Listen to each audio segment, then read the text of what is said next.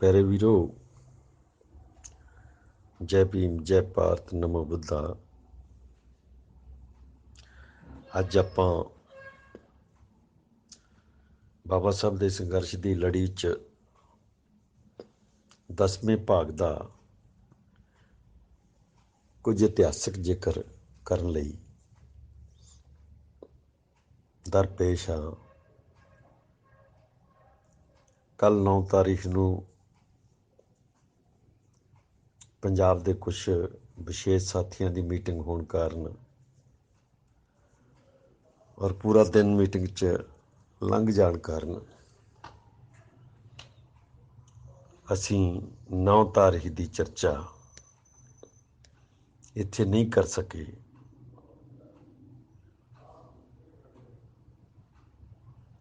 इस करके मैं अज 9 ते 10 की जिहड़ी इकट्ठी गलबात तुहाडे नाल अज 10 तरीक नूं कर रहा। असी पिछे वेख्या कि ज्यों ही 1922 च बाबा साहब डॉक्टर अंबेडकर भारत के बहुजन के नेता बनाए गए तो वह तुरंत प्रतिक्रम जिहड़ा ब्राह्मणवादी ताकतां उन्हां लईओ ये होया। 1922 च हिंदू महासभा खड़ी कर ली उन्होंने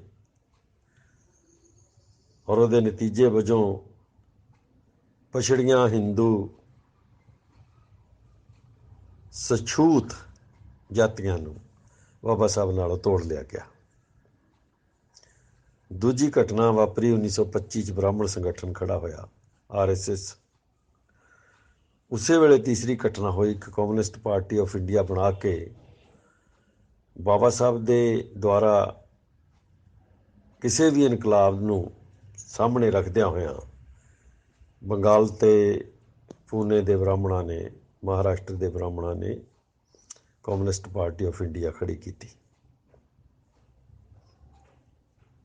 और इस तरह की संभावना बनाउंदियां 1925 के श्रोमणी कमेटी होनी चाहिए। 1927 के बाबा साहब ने मनु सिमरती जला के अपना उद्देश स्पष्ट किया। असी ये तो जरूर बोलते रहते हैं कि 1927 बाबा साहब डॉक्टर अंबेडकर ने 25 दसंबर नूं शरेआम मनु सिमरती जलाई।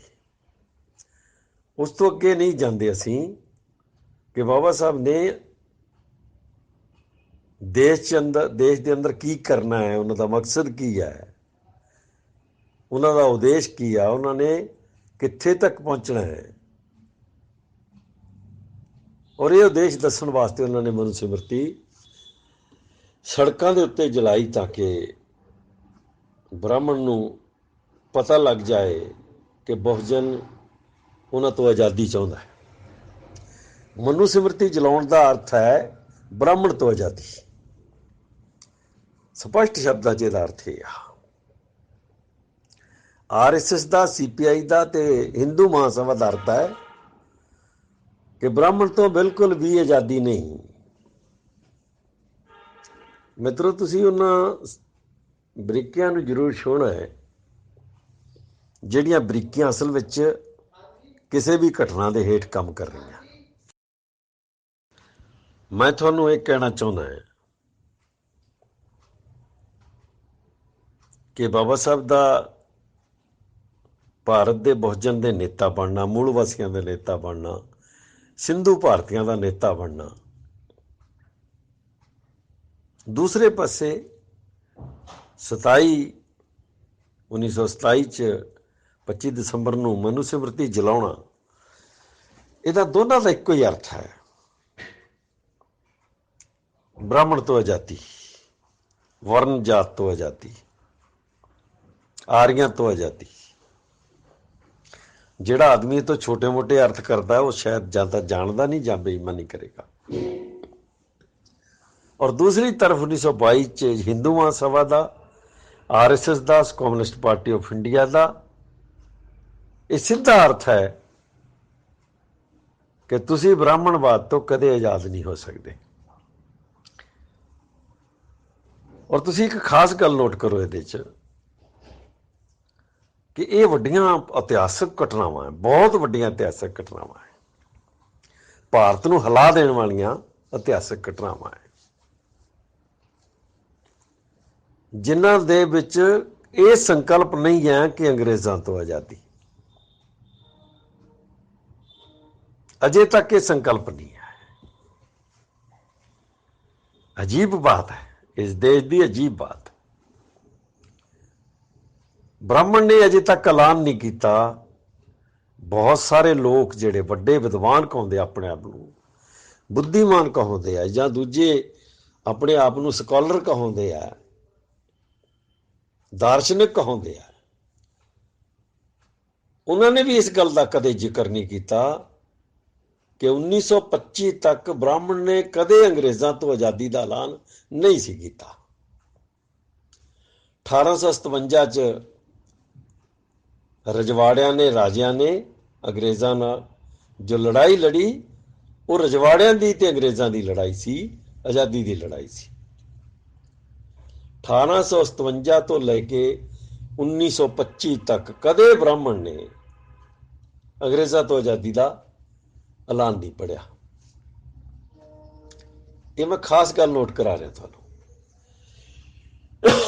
मेरे वीर जिहड़े खास करके मूल निवासी है वो इस सच नूं समझण की कोशिश कर। ब्राह्मण नूं समझाउण की जरूरत नहीं है सानू। ब्राह्मण नलायक नहीं है, ब्राह्मण साडे वर्गा भौंदू नहीं है। वो जदों कुछ करता वो 100 बार सोच के करता है और वो हज़ारां आदमी स्कॉलर जिहड़े हज़ारां स्कॉलर बैठ के पहलां उहदे ते चर्चा करते हैं, फिर उहदा निर्णय लैंदे आ। और असीं तां मंदिरां गुरद्वारे च मत्थे टेकण वाले लोग हैं, टल्लियां बजाउण वाले लोग हैं। असां मटियां नूं जंडां नूं मत्था टेकण वाले ते थां थां चोड़ाधारी साध पैदा करके उन्हां दे पैरां 'च लिटण वाले लोग, उन्हां दी जूठ ते लिटण वाले लोग। और वो लोग सी जिहड़े 10वीं 12वीं पास करके 14वीं पास करके दूजे दे मोढियां तो थुकदे रहे हैं, उन्हां च पैदा होए असीं वो लोग हैं जिन्होंने समाज वाल पिठ करके रखी है, समाज वाल वेख्या तक नहीं। समाज की आज़ादी की लड़ाई लड़ना तो बहुत दूर की गल है। कदे कदे समाज वाल मूँह करके नहीं वेख्या सी, वो भीड़ है। असी महज मेलिਆਂ की भीड़ है, बस अड्डियां की भीड़ है, या फिर असी रेलवे स्टेशनों की भीड़ है, या फिर असी पानियां दे विच नहाउण वास्ते कछुआ मच्छियां वांग डुबकियां लाउण वास्ते इकट्ठी हुई भीड़ है। मैं तुहानूं अज एक जिहड़ी खास गल दोहरा के दस रहा कि 1925 तक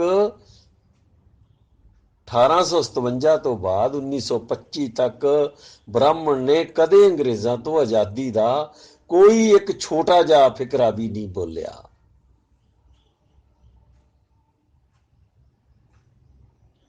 जिथों तक साडा मूल वासियों का सवाल है, साडी आज़ादी तो अंग्रेजी शासन च वध रही है।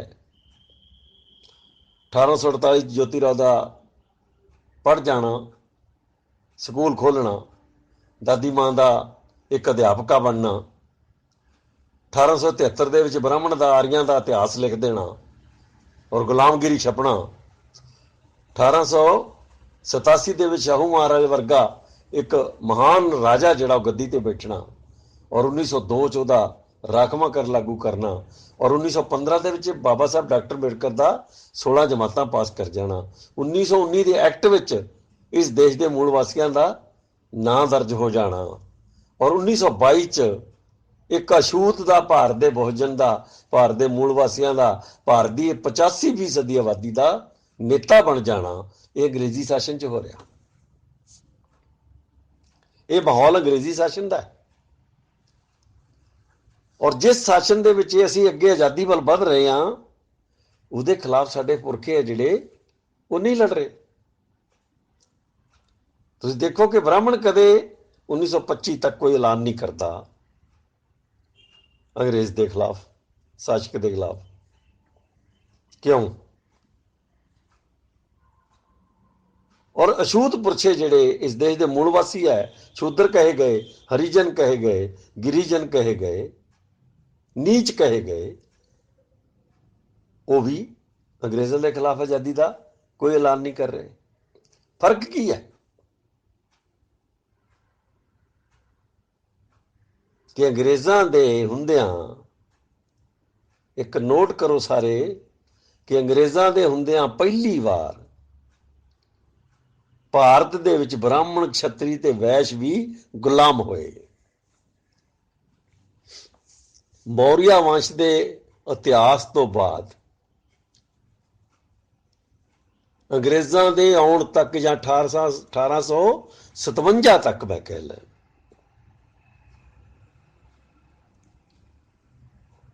ਜਾਣੀ ਬ੍ਰਾਹਮਣ ਕਦੇ ਕਿਸੇ ਦਾ ਗੁਲਾਮ ਨਹੀਂ ਹੋਇਆ, ਛਤਰੀ ਬ੍ਰਾਹਮਣ ਕਿਸੇ ਦਾ ਗੁਲਾਮ ਨਹੀਂ ਹੋਇਆ।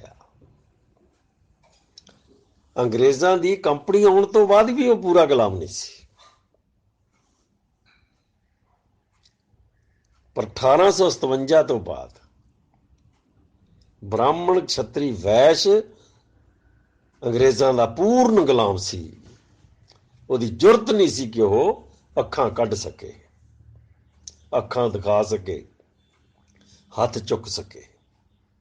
ਅੰਗਰੇਜ਼ਾਂ ਨੇ ਸ਼ਿਵਾਜੀ ਤੋਂ ਬਾਅਦ ਜਾਂ ਸ਼ਿਵਾਜੀ ਦੇ ਬਰਾਬਰ ਬ੍ਰਾਹਮਣ ਨੂੰ ਫਾਂਸੀ ਦਿੱਤੀ। ਇਹ ਦੋ ਹੀ ਭਾਰਤ ਦੇ ਮਨੁੱਖ ਹੈ, ਅੰਗਰੇਜ਼ ਤੇ ਸ਼ਿਵਾਜੀ, ਜਿਨ੍ਹਾਂ ਨੇ ਬ੍ਰਾਹਮਣ ਨੂੰ ਫਾਂਸੀ ਦਿੱਤੀ ਉਹਦੇ ਹੁਕਮਨਾਮਾ ਦੇ ਬਾਵਜੂਦ, ਉਹਦੇ ਭਗਵਾਨ ਦੇ ਬਾਵਜੂਦ ਵੀ ਫਾਂਸੀ ਤੇ ਚੜਾਇਆ। ਨਹੀਂ ਤਾਂ ਅੱਜ ਤੱਕ ਕਿਸੇ ਨੇ ਬ੍ਰਾਹਮਣ ਨੂੰ ਫਾਂਸੀ ਨਹੀਂ ਸੀ ਚੜਾਇਆ।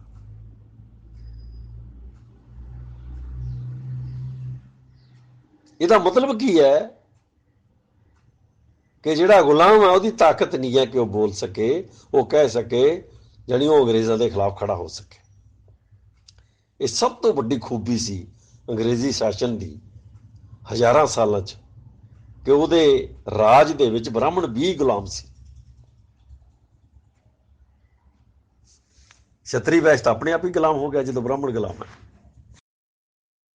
ਜਾਣੀ ਛਤਰੀ ਵੈਸ਼ ਤਾਂ ਬ੍ਰਾਹਮਣ ਦਾ ਗੁਲਾਮ ਹੈ, ਜਦ ਬ੍ਰਾਹਮਣ ਗੁਲਾਮ ਹੈ ਤਾਂ ਛਤਰੀ ਵੈਸ਼ ਗੁਲਾਮ ਹੋ ਗਿਆ। ਪਰ ਦੂਸਰੇ ਪਾਸੇ ਦੇਖੋ ਅਜੀਬ ਬਾਤ, ਕਿ ਅੰਗਰੇਜ਼ੀ ਸ਼ਾਸਨ ਦੇ ਵਿੱਚ ਇਹ ਪਹਿਲਾ ਸ਼ਾਸਨ ਹੈ ਬਹੁਤ ਲੰਬੇ ਅਰਸੇ ਬਾਅਦ, ਮੌਰੀਆ ਵੰਸ਼ ਤੋਂ ਬਾਅਦ ਪਹਿਲਾ ਸ਼ਾਸਨ ਜਿਹਦੇ 'ਚ ਭਾਰਤ ਦਾ ਮੂਲ ਵਾਸੀ ਹੈ ਜਿਹੜਾ, ਉਹ ਅੰਗਰੇਜ਼ਾਂ ਦਾ ਵੀ ਗੁਲਾਮ ਨਹੀਂ ਹੈ। ਮੈਂ ਤੁਹਾਨੂੰ ਇਹਦੀਆਂ ਬਹੁਤ ਸਾਰੀਆਂ ਉਦਾਹਰਨਾਂ ਦੇ ਸਕਦਾ ਕਿ ਅੰਗਰੇਜ਼ੀ ਸ਼ਾਸਨ ਦੇ ਵਿੱਚ ਹੀ ਜੋਤੀਰਾਓ ਫੂਲੇ ਸਕੂਲ ਗਏ, ਪੜ੍ਹੇ, ਸ਼ਾਹੂ ਮਹਾਰਾਜ ਗੱਦੀ ਤੇ ਬੈਠੇ, 1902 'ਚ ਰਾਖਵਾਂਕਰਨ ਲਾਗੂ ਹੋਇਆ, 1915 'ਚ ਬਾਬਾ ਸਾਹਿਬ ਡਾਕਟਰ ਅੰਬੇਡਕਰ 16 ਪਾਸ ਕਰ ਗਏ, 1919 ਦੇ ਐਕਟ 'ਚ ਸਾਡੀ ਪਛਾਣ ਹੋਈ, ਔਰ 1922 'ਚ ਬਾਬਾ ਸਾਹਿਬ ਦੇਸ਼ ਦੇ ਬਹੁਜਨ ਦੇ ਮੂਲ ਵਾਸੀਆਂ ਦੇ, ਜਾਣੀ ਸਿੰਧੂ ਭਾਰਤੀਆਂ ਦੇ ਪਹਿਲੇ ਨੇਤਾ ਬਣੇ ਸਾਰੇ ਭਾਰਤ ਦੇ। ਤੁਸੀਂ ਅੰਗਰੇਜ਼ੀ ਸ਼ਾਸਨ ਨੂੰ ਅੱਜ ਤੱਕ ਜੋ ਸਮਝਿਆ ਉਹ ਨਹੀਂ ਹੈ, ਉਹ ਅਸਲੀਅਤ ਨਹੀਂ ਹੈ। ਹੁਣ 1925 ਜਾਂ 1922 ਦੇ ਵਿੱਚ ਜੋ ਹੋਇਆ, ਉਹਦਾ ਅੰਗਰੇਜ਼ਾਂ ਨਾਲ, ਅੰਗਰੇਜ਼ਾਂ ਦੇ ਖਿਲਾਫ ਲੜਾਈ ਨਾਲ ਕੋਈ ਤਲਕ ਨਹੀਂ ਹੈ। ਉਹਦਾ ਮਤਲਬ ਹੈ ਕਿ ਅਸੀਂ ਹਿੰਦੂ, ਅਸੀਂ ਬ੍ਰਾਹਮਣ, ਅਸੀਂ ਖੱਤਰੀ, ਅਸੀਂ ਵੈਸ਼, ਔਰ ਅਸੀਂ ਉੱਚੀਆਂ ਜਾਤੀਆਂ ਦੇ ਹੋਰ ਲੋਕ ਅਛੂਤਾਂ ਨੂੰ ਕਦੇ ਆਜ਼ਾਦ ਨਹੀਂ ਹੋਣ ਦਿਆਂਗੇ। ਇਹ ਹੈ ਇਹਦਾ ਮਤਲਬ।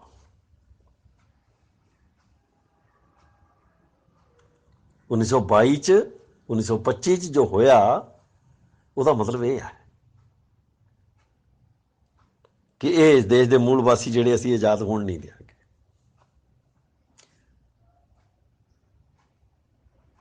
ਹੁਣ ਬਾਬਾ ਸਾਹਿਬ ਦਾ 1927 ਦੇ ਵਿੱਚ 25 ਦਸੰਬਰ ਨੂੰ ਮਨੂ ਸਿਮਰਤੀ ਚਲਾਉਣ ਦਾ ਕੀ ਅਰਥ ਹੈ ਕਿ ਅੰਗਰੇਜ਼ੀ ਸ਼ਾਸਨ ਦੇ ਹੁੰਦਿਆਂ ਅਸੀਂ ਬ੍ਰਾਹਮਣਵਾਦ ਤੋਂ ਪੂਰਨ ਮੁਕਤੀ ਹਾਸਲ ਕਰਾਂਗੇ।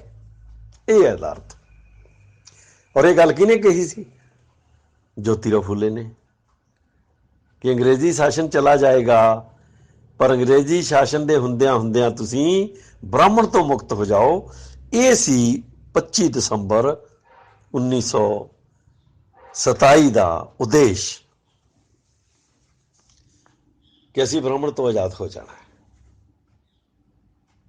ਤੇ ਬ੍ਰਾਹਮਣ ਦਾ ਆਦੇਸ਼ 1922 ਦਾ 1925 ਦਾ ਇਹ ਹੈ ਕਿ ਅਸੀਂ ਤੁਹਾਨੂੰ ਆਜ਼ਾਦ ਨਹੀਂ ਹੋਣ ਦਿਆਂਗੇ। ਇੱਥੇ ਅੰਗਰੇਜ਼ ਦੀ ਗੱਲ ਕਿਤੇ ਨਹੀਂ ਆਉਂਦੀ। 1919 ਦੇ ਐਕਟ ਤੋਂ ਬਾਅਦ ਕਿਤੇ ਵੀ ਅੰਗਰੇਜ਼ ਤੋਂ ਆਜ਼ਾਦੀ ਦੀ ਗੱਲ ਨਹੀਂ ਆਉਂਦੀ। ਬਾਲ ਗੰਗਾਧਰ ਤਿਲਕ ਜਿਹੜਾ ਬ੍ਰਾਹਮਣਾਂ ਦਾ ਸਭ ਤੋਂ ਵੱਡਾ ਨੇਤਾ ਹੈ, ਉਹ ਖੁਦ ਕਹਿੰਦਾ ਕਿ ਸਾਨੂੰ ਅੰਗਰੇਜ਼ਾਂ ਤੋਂ ਆਜ਼ਾਦੀ ਦੀ ਕੋਈ ਜ਼ਰੂਰਤ ਨਹੀਂ ਹੈ। ਇਹ ਸਾਨੂੰ ਗਲਤ ਪੜ੍ਹਾਇਆ ਗਿਆ ਸਕੂਲਾਂ ਕਾਲਜਾਂ 'ਚ ਕਿ ਸਵਰਾਜ ਸਾਡਾ ਜਨਮ ਸਿੱਧ ਅਧਿਕਾਰ ਹੈ। ਇਹ ਗੱਲ ਕਹੀ ਪੰਡਤ ਨੇ ਬਾਲ ਗੰਗਾਧਰ ਤਿਲਕ ਨੇ। ਇਹ ਫਜ਼ੂਲ ਗੱਲ ਹੈ। ਅਸਲ ਵਿੱਚ ਉਹਨੇ ਕੀ ਕਿਹਾ ਕਿ ਅਗਰ ਅੰਗਰੇਜ਼ ਸਾਨੂੰ ਆਪਣੇ ਸ਼ਾਸਨ 'ਚ ਹਿੱਸਾ ਦੇ ਦਿੰਦੇ ਆ ਤਾਂ ਸਾਨੂੰ ਅੰਗਰੇਜ਼ਾਂ ਤੋਂ ਆਜ਼ਾਦੀ ਦੀ ਕੋਈ ਜ਼ਰੂਰਤ ਨਹੀਂ ਹੈ। ਔਰ ਉਹ ਇੱਥੋਂ ਤੱਕ ਕਹਿੰਦਾ ਹੈ ਕਿ ਅੰਗਰੇਜ਼ਾਂ ਦਾ ਵਿਕਟੋਰੀਆ ਦਾ ਸੂਰਜ ਸਦਾ ਸਲਾਮਤ ਰਹੇ, ਸਾਨੂੰ ਕੋਈ ਤਕਲੀਫ ਨਹੀਂ, ਪਰ ਸਾਨੂੰ ਆਪਣੀ ਆਜ਼ਾਦੀ ਦੇ ਵਿੱਚ ਨਾ ਆਪਣੇ ਸ਼ਾਸਨ ਦੇ ਵਿੱਚ ਹਿੱਸਾ ਦੇ ਦੇਵੇ, ਇਹ ਸਾਡਾ ਸਵਰਾਜ ਦਾ ਅਧਿਕਾਰ ਆ ਉਹਨਾਂ ਦਾ। ਇਹ ਹੈ ਅਸਲੀ ਕਹਾਣੀ। ਤੇ ਜਿਨ੍ਹਾਂ ਨੇ ਪੜ੍ਹਾਇਆ ਸਾਨੂੰ ਇਹ ਉਲਟਾ, ਉਹ ਵੀ ਦੇਸ਼ ਧਰੋਹੀਆਂ ਸ਼ਾਮਲ ਹੈ। ਜਿਨ੍ਹਾਂ ਨੇ ਅਸਲੀ ਇਤਿਹਾਸ ਦੀ ਥਾਂ ਤੇ ਝੂਠਾ ਇਤਿਹਾਸ ਸਾਨੂੰ ਪੜ੍ਹਾਇਆ। ਅਸਲ ਵਿੱਚ ਉਹ ਇਸ ਦੇਸ਼ ਦੀ ਮਾਨਸਿਕਤਾ ਦੇ, ਇਸ ਦੇਸ਼ ਦੇ ਲੋਕਾਂ ਦੇ ਵਿਰੋਧੀ ਹੈ, ਦੁਸ਼ਮਣ ਹੈ, ਕਿਉਂਕਿ ਉਹਨਾਂ ਨੇ ਸੱਚ ਨਹੀਂ ਪੜ੍ਹਾਇਆ। ਇਹ ਡਾਕੂਮੈਂਟ ਹੈ, ਸਾਰਾ ਦਸਤਾਵੇਜ਼ ਹੈ, ਇਹ ਰਿਟਨ ਦਸਤਾਵੇਜ਼ ਹੈ ਜਿਹੜਾ ਅੱਜ ਵੀ ਸਾਡੇ ਕੋਲ ਹੈ। ਔਰ ਉਸੇ ਬੰਦੇ ਨੇ ਕਿਹਾ, ਯਾਨੀ ਬਾਲ ਗੰਗਾਧਰ ਤਿਲਕ ਨੇ ਹੀ ਕਿਹਾ, ਜਦੋਂ ਸ਼ਾਹੂ ਮਹਾਰਾਜ ਦੇ ਸੰਘਰਸ਼ ਕਰਕੇ ਪਛੜੀਆਂ ਜਾਤੀਆਂ ਨੇ ਉੱਠ ਕੇ ਕਿਹਾ ਕਿ ਅੰਗਰੇਜ਼ ਸਾਨੂੰ ਅਧਿਕਾਰ ਦੇਵੇ, ਸਾਨੂੰ ਬਰਾਬਰ ਉਠਾਵੇ, ਸਾਨੂੰ ਬਰਾਬਰ ਬੈਠਣ ਦਾ ਮੌਕਾ ਦੇਵੇ, ਤਾਂ ਇਸੇ ਬਾਲ ਗੰਗਾਧਰ ਤਿਲਕ ਨੇ ਕਿਹਾ ਕਿ ਇਹ ਕੁਣਬੀਆਂ ਨੇ, ਇਹ ਮਾਲੀਆਂ ਸੈਣੀਆਂ ਨੇ, ਇਹ ਨਿੱਕੀਆਂ ਸੁੱਕੀਆਂ ਜਾਤੀਆਂ ਨੇ ਵਿਧਾਨ ਸਭਾਵਾਂ ਜਾ ਕੇ ਕੀ ਹਲ ਚਲਾਉਣਾ ਹੈ। ਜਾਨੀ ਬਾਲ ਗੰਗਾਧਰ ਤਿਲਕ ਦਾ ਅਰਥ ਹੈ ਕਿ ਬ੍ਰਾਹਮਣਾਂ ਤੋਂ ਬਿਨਾਂ ਵਿਧਾਨ ਸਭਾ 'ਚ ਕਿਸੇ ਦਾ ਕੀ ਕੰਮ ਹੈ। ਇਹ ਹਲ ਚਲਾਉਣ ਵਾਲੇ, ਇਹ ਕਹੀ ਖੁਰਪੇ ਵਾਹੁਣ ਵਾਲੇ, ਇਹ ਖੇਤਾਂ ਦੇ ਵਿੱਚ ਮਿੱਟੀ ਨਾਲ ਮਿੱਟੀ ਹੋਣ ਵਾਲੇ ਲੋਕ ਆ ਜਿਹੜੇ, ਇਹਨਾਂ ਦਾ ਵਿਧਾਨ ਸਭਾ 'ਚ ਕੀ ਕੰਮ। ਇਹ ਉਹਦੇ ਸ਼ਬਦ ਹੈ ਜਿਹੜੇ ਨਾਸਕ 'ਚ ਕਹੇ ਔਰ ਵਾਰ-ਵਾਰ ਦੁਹਰਾਏ। ਹੁਣ ਮੇਰਾ ਸਵਾਲ ਇਹ ਹੈ ਕਿ 1925 ਤੱਕ ਇੱਕ ਵਾਰੀ ਵੀ ਕਿਸੇ ਬ੍ਰਾਹਮਣ ਨੇ, ਕਿਸੇ ਛਤਰੀ ਨੇ, ਕਿਸੇ ਵੈਸ਼ ਨੇ ਇੱਕ ਵਾਰੀ ਵੀ ਨਹੀਂ ਕਿਹਾ ਕਿ ਸਾਨੂੰ ਅੰਗਰੇਜ਼ਾਂ ਤੋਂ ਆਜ਼ਾਦੀ ਦੀ ਜ਼ਰੂਰਤ ਹੈ। ਔਰ 1925 ਤੱਕ ਬ੍ਰਾਹਮਣ, ਛਤਰੀ, ਵੈਸ਼ ਵੀ ਅੰਗਰੇਜ਼ਾਂ ਦਾ ਗੁਲਾਮ ਹੈ। ਇਹ ਪਹਿਲੀ ਵਾਰ ਹੋਇਆ ਜਦੋਂ ਬ੍ਰਾਹਮਣ ਕਿਸੇ ਦਾ ਗੁਲਾਮ ਹੋਇਆ। ਇਹ ਪਹਿਲੀ ਵਾਰ ਹੋਇਆ ਕਿ ਅੰਗਰੇਜ਼ਾਂ ਦੇ ਸ਼ਾਸਨ 'ਚ ਬ੍ਰਾਹਮਣ ਨੂੰ ਜੇਲ੍ਹ ਵੀ ਹੋਈ ਔਰ ਫਾਂਸੀ ਵੀ ਲੱਗਿਆ। ਨਹੀਂ ਤਾਂ ਬ੍ਰਾਹਮਣ ਦੇ ਇਸ ਡਰ ਤੋਂ ਕਿ 110 ਜਾਂ 101 ਬਿੱਲੀ ਸੋਨੇ ਦੀ ਚੜਾਉਣੀ ਪਏਗੀ ਜੇ ਬ੍ਰਾਹਮਣ ਨੂੰ ਤੁਸੀਂ ਘਸੁੰਨ ਵੀ ਮਾਰ ਦਿਓ ਤਾਂ। ਕਤਲ ਕਰਨਾ ਤਾਂ ਬਹੁਤ ਦੂਰ ਦੀ ਗੱਲ ਹੈ। ਤਾਂ ਅੰਗਰੇਜ਼ਾਂ ਨੇ ਕਿਹਾ ਠੀਕ ਹੈ, ਅਸੀਂ ਬਿੱਲੀਆਂ ਚੜਾ ਦੇਂਗੇ ਬਾਅਦ 'ਚ, ਪਹਿਲਾਂ ਤੂੰ ਚੱਲ, ਬਾਅਦ 'ਚ ਦੇਖਾਂਗੇ ਕਿੰਨੀਆਂ ਬਿੱਲੀਆਂ ਚੜਾਉਣੀਆਂ। ਹੁਣ ਜਿਨ੍ਹਾਂ ਲੋਕਾਂ ਨੂੰ 25 ਦਸੰਬਰ 1927 ਦੀ ਮਨੁਸਿਮਰਤੀ ਜਲਾਉਣ ਦਾ ਅਰਥ ਨਹੀਂ ਪਤਾ, ਉਹ ਆਜ਼ਾਦੀ ਦੀ ਲੜਾਈ ਕੀ ਲੜ ਸਕਦੇ ਆ। ਅਗਰ ਇਹ ਇਤਿਹਾਸ ਤੁਹਾਡੇ ਦਿਮਾਗ 'ਚ ਨਹੀਂ ਆਉਂਦਾ ਸਾਰਾ, ਤਾਂ ਤੁਸੀਂ ਭਾਰਤ ਦੇ ਇਤਿਹਾਸ ਨੂੰ ਸਮਝ ਹੀ ਨਹੀਂ ਸਕਦੇ। 1927 ਤੱਕ ਭਾਰਤ ਦਾ ਕੋਈ ਆਦਮੀ ਅੰਗਰੇਜ਼ਾਂ ਤੋਂ ਆਜ਼ਾਦੀ ਲੈਣ ਵਾਸਤੇ ਖੜਾ ਨਹੀਂ ਹੋ ਰਿਹਾ, ਨਾ ਮੁਸਲਮਾਨ, ਨਾ ਸਿੱਖ, और ना ही अपने हिंदू ब्राह्मण, और बाबा साहब ने तो मतलब ही कोई नहीं है, क्योंकि उन्होंने लड़ाई ब्राह्मण नाल है। अं तो ब्राह्मण के गुलाम है। इतने शासक आए चले गए, हजारों साल आए चले गए, ब्राह्मण आया कदे नहीं गया, आर्य आया कदे नहीं गया, और साड़ी गुलामी एक बारी पई कदे खत्म नहीं पई। तो कि असी मूर्ख लोग हैं कि असी असल विरोधी नूं समझ ना सकीए, और साड़ी लड़ाई है जिहड़ी उहदा मकसद ना समझ सकीए। कि डॉक्टर अंबेडकर तो उम्मीद करते हो कि उन्होंने पता नहीं है कि वो आज़ादी की लड़ाई किस तरह की है उन्होंने। हुण 1927 बीत गया, कम्युनिस्ट पार्टी 1925 बन गई, RSS 1925 बन गई, हिंदू महासभा 1925 बन गई। ये ब्राह्मणों के संगठन है, सारे सारे के सारे ब्राह्मणों के संगठन है, और ब्राह्मणों ने बनाए। 10 साल हो गए 1928 च, 1919 का एक्ट बने 10 साल हो गए। 10 साल होने तो होने के नाल ही बरतानिया सरकार ने अपना कमीशन भेजता कि जाओ देखो कि गैर ब्राह्मणों की, गैर हिंदुओं की भारत च की हालत है। गैर हिंदू कौन है? मुसलमान, सिख, एंग्लो इंडियन ते भारत के अनटचेबल। हुण इहदे च OBC क्यों नहीं आ रहा? क्योंकि OBC सारे का सारा हिंदू है, हिंदू महासभा करके हिंदू बन गया। तो जिहड़ा हिंदू बन गया उहदे बारे जिक्र साइमन कमीशन च नहीं आ रहा। गैर हिंदू जमातां जिहड़ियां उन्हां दे हालत देख लिया। सो मेरे वीरो, जब 1928 च कमीशन साइमन कमीशन आया, सानू तां पिछले 70 सालां च साडे लोकां नूं नहीं पता लग्या कि 1928 च कमीशन आया तो क्यों आया, किस आधार पर आया, काहदे वास्ते आया। सानू इक्को ही गल रट्टी रटाई साडे दिमाग च वड़ी हुई है, वो है साइमन कमीशन गो बैक। कि साइमन कमीशन वापस जाओ, तेरा इत्थे की काम है साइमन, तेरा इत्थे की काम है, वापस जाओ। गिर गया गांधी ने, नेहरू ने, कम्युनिस्ट पार्टी ने, आर्या समाजियां ने, हिंदुआ ने। मित्रों एक गल ध्यान नाल नोट करनी है कि साइमन कमीशन गो बैक किहने कहा? ब्राह्मण ने, पंडित नेहरू ने, उहदी जमात ने, गांधी ने, CPI वाले ने।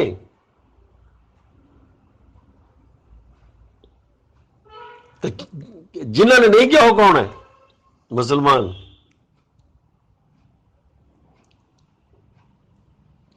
और दलित।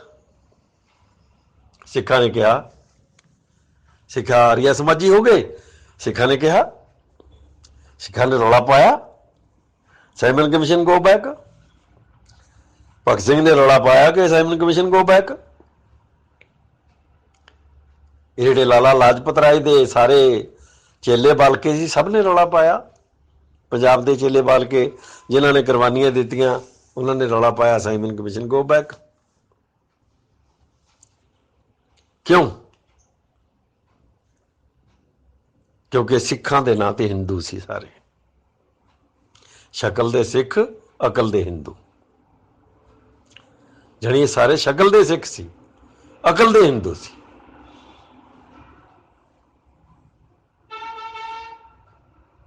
इन्हें सारे ने साइमन कमीशन गो बैक किया। साइमन कमीशन गो बैक हुंदियां भी बावजूद भी सर छोटू राम, आगा खान, सर आगा खान, बाबा साहब अंबेडकर, पेरियार रामास्वामी, जिहड़े भारत के मूल वासियों के नुमाइंदे सी, उन्होंने साइमन कमीशन का स्वागत किया। हुण ये स्वागत करना ते विरोध करना की है? साडी खोपड़ी च तां 70 साल तक वड़न नहीं दिता इन्हां लोकां ने, ना स्कूल च, ना कॉलेज च, ना यूनिवर्सिटी च।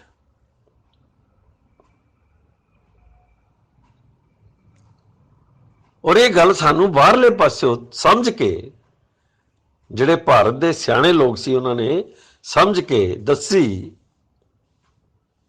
कि साइमन कमीशन गैर हिंदू जमातां दा हाल वेखण आया सी कि भारत च उन्हां दी स्थिति की है। क्यों? क्योंकि 1919 के एक्ट च इन्हां दी पछाण हुई। 10 साल बाद साइमन कमीशन आ गया कि कौन की है, किस तरह के हालत च रह रहा है, और ब्राह्मण दे, छतरी दे, वैश्य दे मुकाबले ते बाकी जमातां जिहड़ियां उन्हां दी की स्थिति है, धार्मिक घट गिणतियां दी की स्थिति है। ਇਹਦੇ ਤੇ ਤਾਂ ਬਾਬਾ ਸਾਹਿਬ ਡਾਕਟਰ ਅੰਬੇਡਕਰ ਦੀ ਸਾਈਮਨ ਕਮਿਸ਼ਨ ਕਿਤਾਬ ਹੈ ਇੱਕ। ਅਸੀਂ ਅੰਬੇਡਕਰ ਨੂੰ ਤਾਂ ਪੜ੍ਹਨਾ ਪਸੰਦ ਹੀ ਨਹੀਂ ਕਰਦੇ, ਅਛੂਤ ਨੂੰ ਕੌਣ ਪਸੰਦ ਕਰਦਾ ਪੜ੍ਹਨਾ? ਜਿਨ੍ਹਾਂ ਨੇ ਕਦੇ ਸੰਵਿਧਾਨ ਨਹੀਂ ਵੇਖਿਆ ਉਹ ਅੰਬੇਡਕਰ ਨੂੰ ਕਿਉਂ ਪੜ੍ਹਨਗੇ? ਹੁਣ ਇੱਕ ਪਾਸੇ ਸਵਾਗਤ ਕਰਨ ਵਾਲੇ ਲੋਕ ਹੈ, ਜਿਹੜੇ ਅਧਿਕਾਰਾਂ ਦਾ ਪੱਖ ਲੈ ਰਹੇ ਆ, ਜਿਹੜੇ ਆਪਣੇ ਅਧਿਕਾਰਾਂ ਦੀ ਰਾਖੀ ਕਰਨਾ ਚਾਹੁੰਦੇ ਆ, ਉਹ ਲੋਕ ਹੈ। ਤੇ ਦੂਜੇ ਪਾਸੇ ਉਹ ਲੋਕ ਹੈ ਜਿਹੜੇ ਮਨੁੱਖੀ ਅਧਿਕਾਰਾਂ ਦੇ ਦੁਸ਼ਮਣ ਹੈ। ਮੈਂ ਸਿੱਧਾ ਸ਼ਬਦ ਵਰਤ ਰਿਹਾ, ਜਿਹੜੇ ਮਨੁੱਖੀ ਅਧਿਕਾਰਾਂ ਦੇ ਦੁਸ਼ਮਣ ਹੈ, ਜਿਹੜੇ ਮਨੂ ਸਿਮਰਤੀ ਦੀ ਰਾਖੀ ਕਰਦੇ ਆ।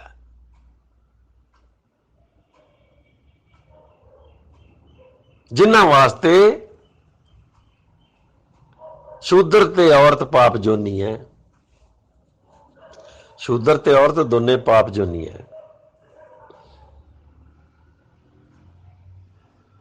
जिन्हों कुत्ते गधे ते सूर रखण दा अधिकार है, सिर्फ घर पाउण दा अधिकार नहीं।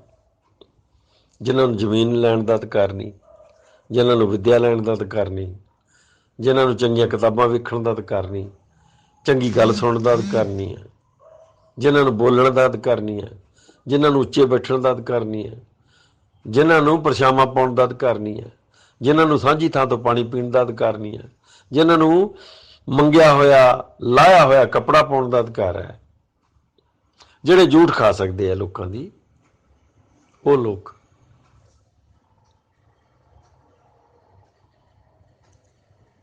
और जिन्हों का अधिकार पूरे का पूरा जिंदगी चो मनफी कर दिता गया, वो लोग स्वागत कर रहे हैं।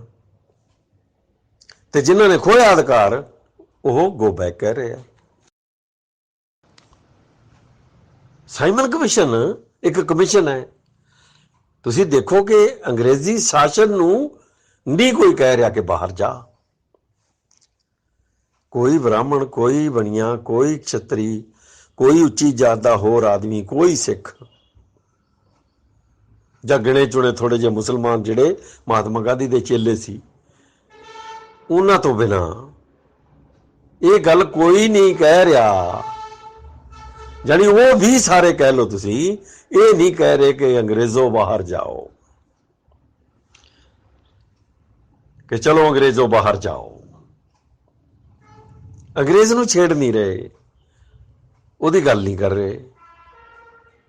ਸਾਈਮਨ ਕਮਿਸ਼ਨ ਗੋ ਬੈਕ ਕਹਿ ਰਹੇ ਆ। ਇਹ ਕਿੱਡੀ ਸ਼ਾਨਦਾਰ ਗੱਲ ਹੈ ਸਾਡੇ ਸਮਝ ਵਾਸਤੇ ਕਿ ਬ੍ਰਾਹਮਣ ਦੀ ਸਾਰੀ ਜਮਾਤ ਹੈ ਜਿਹੜੀ, ਹਿੰਦੂ ਦੀ ਸਾਰੀ ਜਮਾਤ ਹੈ ਜਿਹੜੀ, ਕਾਂਗਰਸ ਹੈ, RSS ਹੈ, CPI ਹੈ, ਇਹ ਸਾਰੀ ਜਮਾਤ ਜਿਹੜਾ ਅੰਗਰੇਜ਼ ਸ਼ਾਸਕ ਹੈ ਉਹਨੂੰ ਨਹੀਂ ਕਹਿ ਰਹੀ ਬਾਹਰ ਜਾਓ, ਦਬਾਓ ਇੱਥੋਂ, ਤੁਸੀਂ ਇਸ ਦੇਸ਼ 'ਚ ਕਿਉਂ ਬੈਠੇ ਆ ਬਗਾਨੇ 'ਚ, ਇਹ ਤਾਂ ਸਾਡਾ ਦੇਸ਼ ਹੈ, ਤੁਸੀਂ ਕਬਜ਼ਾ ਕਿਉਂ ਕੀਤਾ ਹੈ, ਚਲੋ ਦੌੜੋ ਇੱਥੋਂ। ਇਸ ਦੀ ਬਜਾਏ ਉਹ ਕੀ ਕਹਿ ਰਿਹਾ, ਸਾਈਮਨ ਕਮਿਸ਼ਨ ਗੋ ਬੈਕ, ਕਿ ਸਾਈਮਨ ਕਮਿਸ਼ਨ ਚੱਲ ਤੂੰ ਵਾਪਸ, ਤੇਰਾ ਇੱਥੇ ਕੀ ਕੰਮ। ਹੁਣ ਜੇ ਸਾਡੀ खोपड़ी ਕੰਮ ਦੀ ਹੁੰਦੀ ਤਾਂ ਅਸੀਂ ਇਹ ਸਮਝ ਲੈਂਦੇ ਕਿ ਸਾਈਮਨ ਕਮਿਸ਼ਨ ਇਸ ਕਰਕੇ ਗੋ ਬੈਕ ਹੋ ਰਿਹਾ ਹੈ ਕਿਉਂਕਿ ਉਹ ਇਸ ਦੇਸ਼ ਦੇ ਗੈਰ ਹਿੰਦੂ ਲੋਕਾਂ ਦੀ ਹਾਲਤ ਨੂੰ ਵੇਖ ਕੇ ਕੋਈ ਸਿਫਾਰਿਸ਼ ਕਰਨ ਵਾਲਾ ਹੈ। ਇਹ ਹੈ ਇਹਦਾ ਮਤਲਬ। ਔਰ ਸਾਈਮਨ ਕਮਿਸ਼ਨ ਬਰਤਾਨੀਆ ਸਰਕਾਰ ਦਾ, ਜਿਹੜੀ ਭਾਰਤ ਦੀ ਸਰਕਾਰ ਹੈ, ਉਹਦਾ ਕਮਿਸ਼ਨ ਹੈ। ਹੁਣ ਉਹ ਜਿਹੜਾ ਕਮਿਸ਼ਨ ਭੇਜਿਆ ਹੈਗਾ ਉਹ 1919 ਦੇ ਐਕਟ ਦੇ ਅਧੀਨ ਭੇਜਿਆ। 10 ਸਾਲ ਪੂਰੇ ਹੋ ਗਏ, ਐਕਟ ਦੀ ਕਾਰਵਾਈ ਹੋਈ ਹੈ। ਹੁਣ ਜਿਹੜਾ ਐਕਟ 1919 ਚ ਬਣਿਆ ਉਹਦੀ ਕਾਰਵਾਈ 10 ਸਾਲ ਬਾਅਦ ਹੋਈ ਹੈ। ਇਹਦਾ ਮਤਲਬ ਅੰਗਰੇਜ਼ਾਂ ਨੇ ਜੋ ਲਿਖਿਆ ਉਹਨੂੰ ਪੂਰਾ ਕਰਨ ਵਾਸਤੇ, ਆਪਣਾ ਵਾਅਦਾ ਪੂਰਾ ਕਰਨ ਵਾਸਤੇ ਸਾਈਮਨ ਕਮਿਸ਼ਨ ਭੇਜਿਆ। ਹੁਣ ਗੋ ਬੈਕ ਦਾ ਰੌਲਾ ਇਸ ਹੱਦ ਤੱਕ ਚਲਾ ਗਿਆ ਕਿ ਲਾਲਾ ਲਾਜਪਤ ਰਾਏ ਨੂੰ ਡਾਂਗਾ ਵੱਜੀਆਂ। ਲਾਲਾ ਲਾਜਪਤ ਰਾਏ ਡਾਂਗਾ ਖਾ ਕੇ ਮਾਰਿਆ ਗਿਆ। ਭਗਤ ਸਿੰਘ ਨੇ ਲਾਲਾ ਲਾਜਪਤ ਰਾਏ, ਕਿਉਂਕਿ ਭਗਤ ਸਿੰਘ ਦਾ ਪਰਿਵਾਰ ਆਰੀਆ ਸਮਾਜੀਆਂ ਦਾ ਪਰਿਵਾਰ ਹੈ ਸਾਰਾ, ਇਹ ਪੱਕੇ ਆਰੀਆ ਸਮਾਜੀ ਹੈ ਸਾਰੇ, ਇਹਦਾ ਪੂਰਾ ਪਰਿਵਾਰ ਆਰੀਆ ਸਮਾਜੀਆਂ ਦਾ ਹੈ। ਉਹਨੇ ਲਾਲਾ ਲਾਜਪਤ ਰਾਏ ਦੇ ਦਰਦ ਪਿੱਛੇ 2 ਬੇਕਸੂਰ ਬੰਦਿਆਂ ਨੂੰ ਗੋਲੀ ਮਾਰਤੀ। ਜਿਹਨੂੰ ਮਾਰਨੀ ਸੀ ਉਹ ਬਚ ਗਿਆ, ਜੇ ਉਹ ਵੀ ਸਾਹਮਣੇ ਆ ਜਾਂਦਾ ਉਹ ਵੀ ਮਾਰਿਆ ਜਾਂਦਾ। ਤੇ ਲਾਲਾ ਲਾਜਪਤ ਰਾਏ ਦੇ ਉੱਥੇ ਡਾਂਗਾ ਪਈਆਂ ਹੀ ਨਹੀਂ, ਵੱਜੀਆਂ ਹੀ ਨਹੀਂ ਡਾਂਗਾ, ਉਹਦੀ ਮੌਤ ਹੀ ਨਹੀਂ ਉੱਥੇ ਹੁੰਦੀ। ਉਹਦੀ ਮੌਤ ਹੁੰਦੀ ਹੈ ਬਾਅਦ ਜਾ ਕੇ। ਔਰ ਮੌਤ ਦਾ ਕਾਰਨ ਕੀ ਹੈ ਕਿ ਬੱਬਰ ਅਕਾਲੀਆਂ ਦਾ ਪੈਸਾ ਲੈ ਕੇ ਇਹਨੇ ਖੁਰਦ-ਬੁਰਦ ਕੀਤਾ। ਤੇ ਮਾਸਟਰ ਤਾਰਾ ਸਿੰਘ ਨੇ ਇਹਨੂੰ ਚਿੱਠੀਆਂ ਲਿਖੀਆਂ ਕਿ ਲਿਆ ਸਾਡਾ ਪੈਸਾ ਕਿੱਥੇ ਆ ਬਾਈ, ਸਿੱਖਾਂ ਦਾ ਪੈਸਾ ਕਿੱਥੇ ਆ। ਉਸ ਧਰਮ ਦੇ ਵਿੱਚ ਇਹਦੀ ਮੌਤ ਹੋਈ, ਜੁੜ ਗਈ ਸਾਈਮਨ ਕਮਿਸ਼ਨ ਨਾਲ। ਤੇ ਲਾਲਾ ਜੀ ਹੋ ਗਏ ਭਾਰਤ ਦੇ ਮਹਾਨਾਇਕ, ਅਸੀਂ ਰਹਿ ਗਏ ਝੁੱਡੂ ਦੇ ਝੁੱਡੂ। ਸਾਡੀ ਝੁੱਡੂਆਂ ਦੀ ਕਤਾਰ ਝੁੱਡੂ ਰਹੇਗੀ। ਸਾਨੂੰ ਜੋ ਬ੍ਰਾਹਮਣ ਨੇ ਪੜ੍ਹਾਇਆ ਅਸੀਂ ਯਾਦ ਕਰ ਲਿਆ, ਰੱਟੇ ਲਾ ਲਏ, ਇਮਤਿਹਾਨ ਪਾਸ ਕਰ ਲਏ ਔਰ ਪ੍ਰੋਫੈਸਰ ਬਣ ਗਏ, ਅਧਿਆਪਕ ਬਣ ਗਏ, ਯੂਨੀਵਰਸਿਟੀਆਂ ਦੇ ਵਿੱਚ ਰੀਡਰ ਬਣ ਗਏ, ਹੈਡ ਆਫ ਦੀ ਡਿਪਾਰਟਮੈਂਟ ਬਣ ਗਏ। ਫਿਰ ਰੱਟੇ ਤੇ ਰੱਟਾ ਲਵਾਤਾ ਕਿ ਸਾਈਮਨ ਕਮਿਸ਼ਨ ਗੋ ਬੈਕ ਕੀ ਸੀਗਾ ਔਰ ਲਾਲਾ ਲਾਜਪਤ ਰਾਏ ਦੀ ਮੌਤ ਕਿਉਂ ਹੋਈ, ਸਾਡੇ ਦਿਮਾਗਾਂ 'ਚ ਕੁੱਟ-ਕੁੱਟ ਕੇ ਭਰਤਾ। ਤਾਂ ਮਿੱਤਰੋ, ਸਾਈਮਨ ਕਮਿਸ਼ਨ ਦਾ ਸਵਾਗਤ ਕਿਹਨੇ ਕੀਤਾ? ਸਰ ਛੋਟੂ ਰਾਮ ਜਾਟ ਨੇ। ਸਰ ਛੋਟੂ ਰਾਮ ਜਾਟ ਕੌਣ ਹੈ? ਪੰਜਾਬ ਦਾ ਇੱਕ ਕਿਸਾਨ ਹੈ। ਪੰਜਾਬ ਦੇ ਕਿਸਾਨ ਨੇ ਬਾਬਾ ਸਾਹਿਬ ਨਾਲ ਸਾਂਝ ਪਾਈ ਔਰ ਇਹ ਉਹ ਕਿਸਾਨ ਹੈ ਸਰ ਛੋਟੂ ਰਾਮ ਜਿਹੜਾ ਇਹ ਕਹਿੰਦਾ ਸੀ ਕਿ ਅਸੀਂ ਭਾਰਤ ਦੇ ਮੂਲ ਵਾਸੀ ਹਾਂ। ਜਿਹੜੇ ਮੂਲ ਵਾਸੀ ਉਹਨਾਂ ਨੂੰ ਅੱਜ ਤੱਕ ਅਕਲ ਨਹੀਂ ਆਈ ਕਿ ਸਰ ਛੋਟੂ ਰਾਮ ਕੌਣ ਹੈ। ਇਹ ਜੱਟ ਪੰਜਾਬ ਦੇ, ਇਹਨਾਂ ਨੂੰ ਅਕਲ ਨਹੀਂ ਆਈ ਅੱਜ ਤੱਕ ਕਿ ਸਰ ਛੋਟੂ ਰਾਮ ਕੌਣ ਹੈ।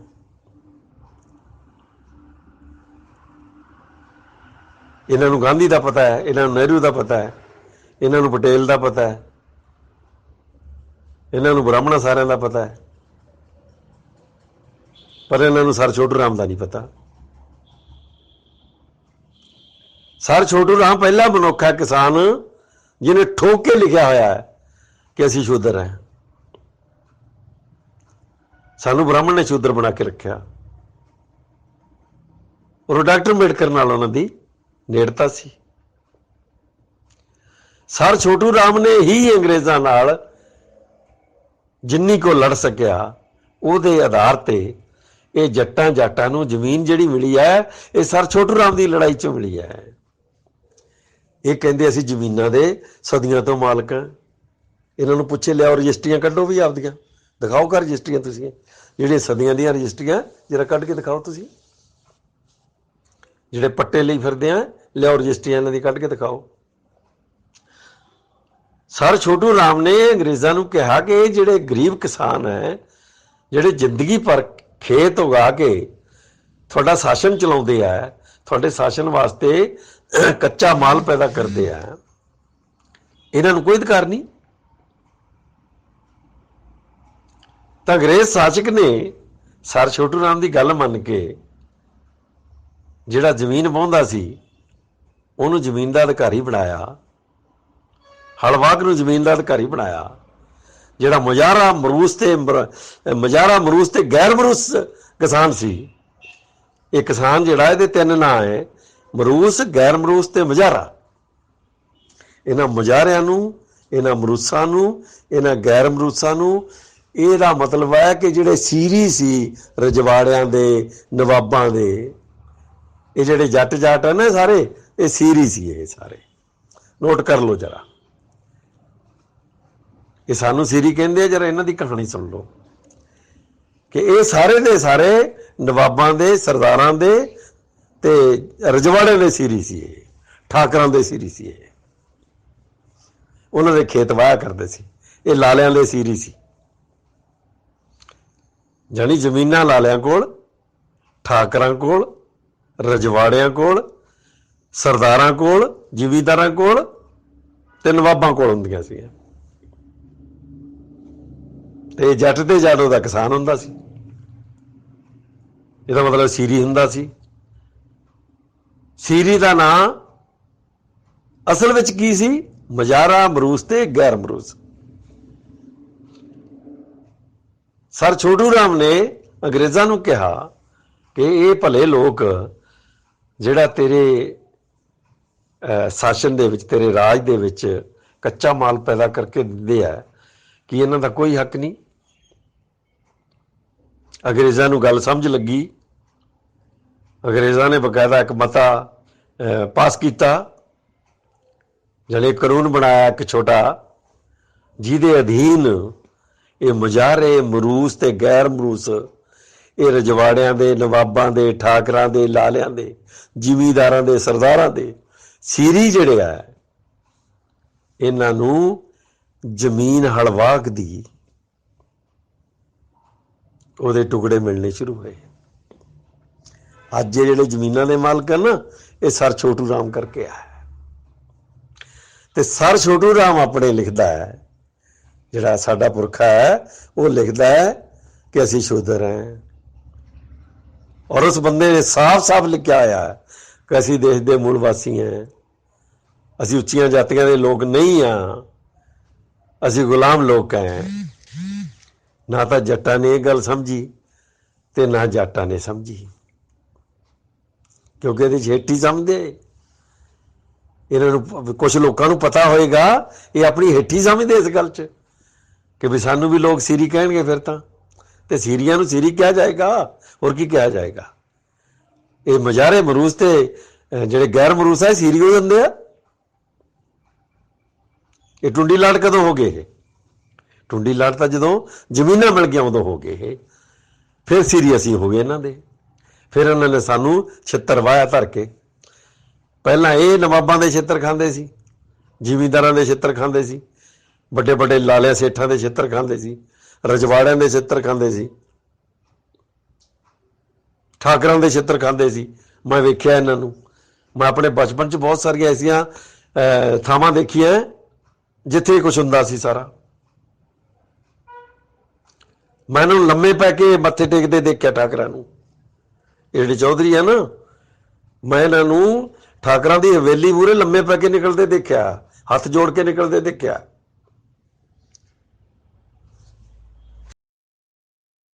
ਜਵਾਨੀ ਕਲਾਮੀ ਨਹੀਂ ਕਹਿ ਰਿਹਾ। ਮੇਰਾ ਜਨਮ ਉਦੋਂ ਹੋਇਆ ਜਦੋਂ ਅਜੇ ਜ਼ਿਮੀਂਦਾਰ ਵੀ ਜਿਉਂਦੇ ਸੀ, ਲਾਲਿਆਂ ਦੀ ਵੀ ਪੂਰੀ ਚੜ੍ਹਤ ਸੀ, ਰਜਵਾੜੇ ਵੀ ਸੀਗੇ, ਅਜੇ ਨਵਾਬ ਹੈ ਨਹੀਂ ਸੀ। ਔਰ ਇਹ ਲੋਕ ਸਾਡੇ ਜਿਹੜੇ ਕਿਸਾਨ ਕਹਾਉਂਦੇ ਆਪਣੇ ਆਪ ਨੂੰ ਟੁੰਡੀ ਲਾਟ, ਇਹ ਲੰਮੇ ਪੈ ਪੈ ਕੇ ਨਿਕਲਦੇ ਹੁੰਦੇ ਸੀ, ਹੱਥ ਜੋੜ ਜੋੜ ਕੇ। ਔਰ ਮੈਂ ਤਾਂ ਹੋਰ ਵੀ ਬਹੁਤ ਕੁਝ ਜਾਣਦਾ ਹੈ।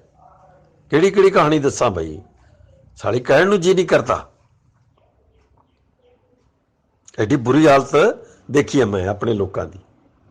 ਇਹ ਮੇਰੇ ਲੋਕ ਹੈ, ਇਹ ਅੱਜ ਟੁੰਡੀ ਲਾਟ ਬਣੇ ਹੋਏ ਆ, ਮੇਰੇ ਲੋਕ ਹੈ। ਇਹ ਆਪਣੇ ਆਪ ਨੂੰ ਅੱਜ ਵੱਡੇ ਕਹਾਉਂਦੇ ਆ, ਸਾਨੂੰ ਇਹ ਦੁੱਕੀ ਤਿੱਕੀ ਦੱਸਦੇ ਆ, ਹੈ ਤਾਂ ਇਹ ਸਾਡੇ ਚੋਂ ਹੀ।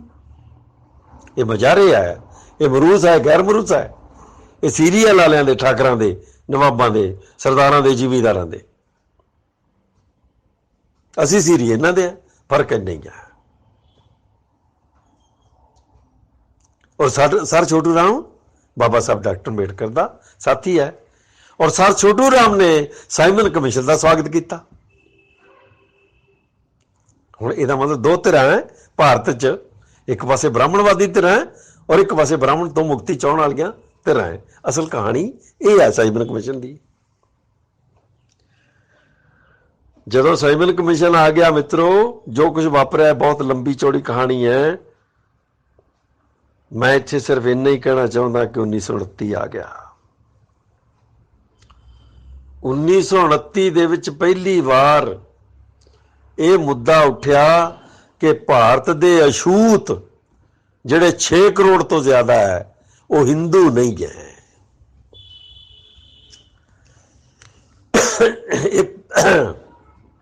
ਇਹ ਮੁੱਦਾ ਪਹਿਲੀ ਵਾਰ ਉੱਠਿਆ 1929 ਚ ਸਾਈਮਨ ਕਮਿਸ਼ਨ ਤੋਂ ਬਾਅਦ, कि ये जिहड़े अनटचेबल है, अछूत है, जिहड़े नीच महानीच है, जिहड़े पंच जन्ने है, ये हिंदू नहीं है।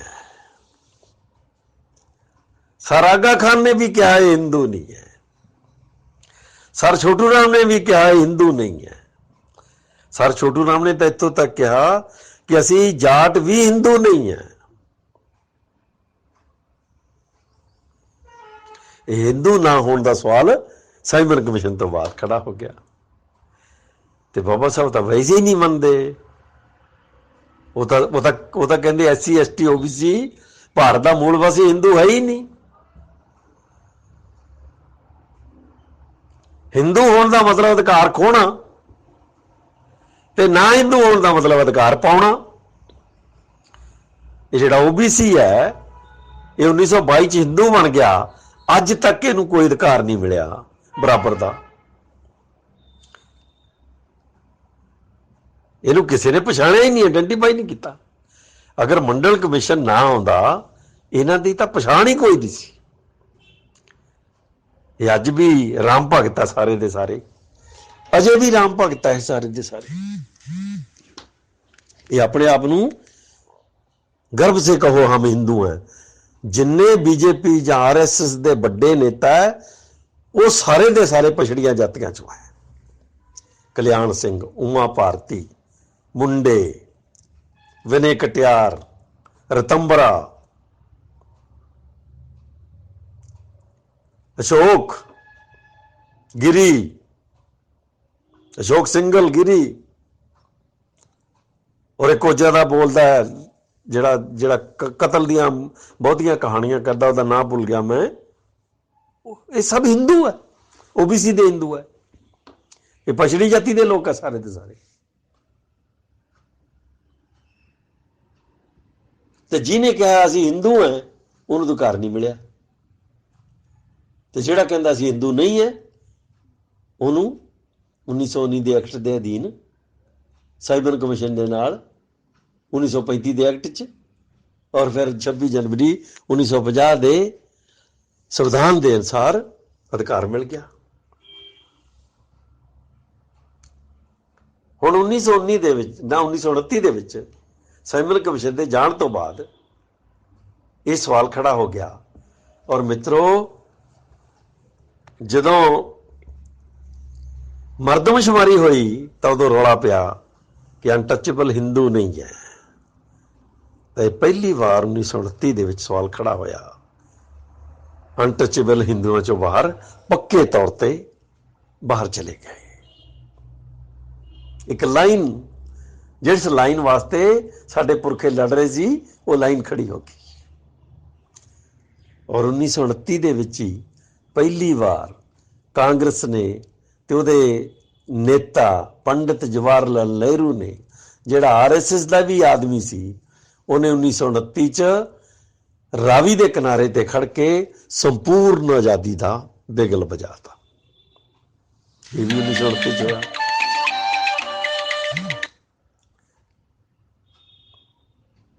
ਇਹ ਗੱਲ ਵੀ 1929 ਚ ਹੋਈ। ਔਰ 1929 ਦੇ ਵਿੱਚ ਹੀ ਮਾਸਟਰ ਤਾਰਾ ਸਿੰਘ ਨੇ ਲਾਹੌਰ ਦੇ ਖੇਤਰ ਚ ਮੁਸਲਿਮ ਲੀਗ ਦਾ ਝੰਡਾ ਲਾ ਕੇ ਤਲਵਾਰ ਨਾਲ ਕੱਟਤਾ।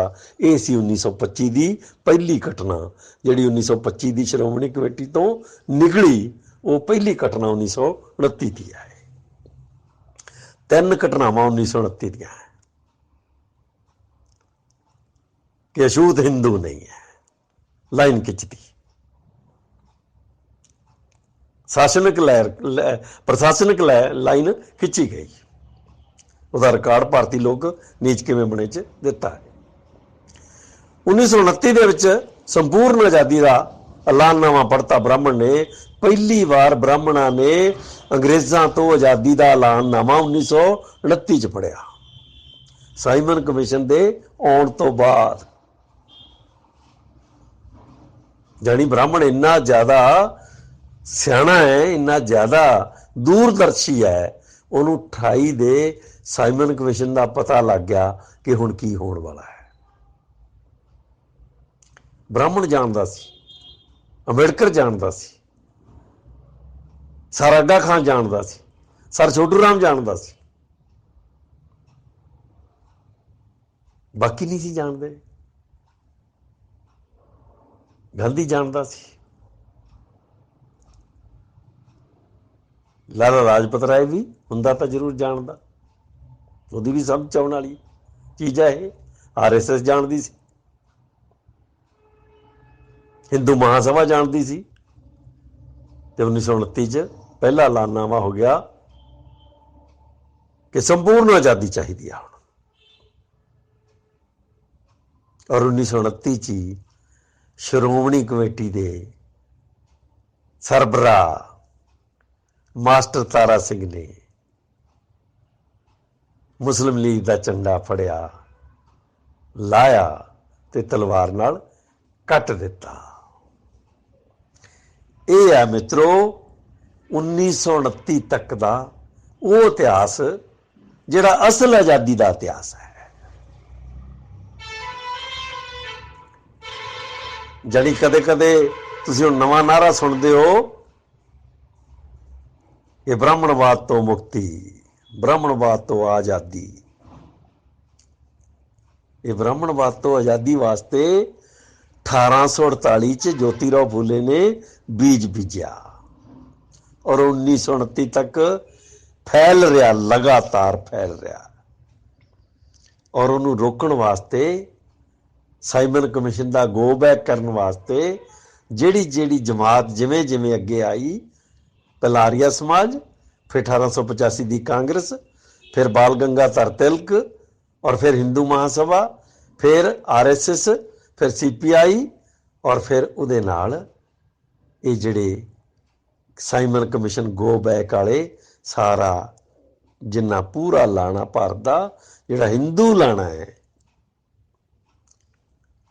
ਜਿਹਦੇ ਚ ਹੁਣ ਸਿੱਖ ਵੀ ਸ਼ਾਮਲ ਹੋ ਗਏ, ਮਾਸਟਰ ਤਾਰਾ ਸਿੰਘ ਵੀ ਸ਼ਾਮਲ ਹੋ ਗਿਆ।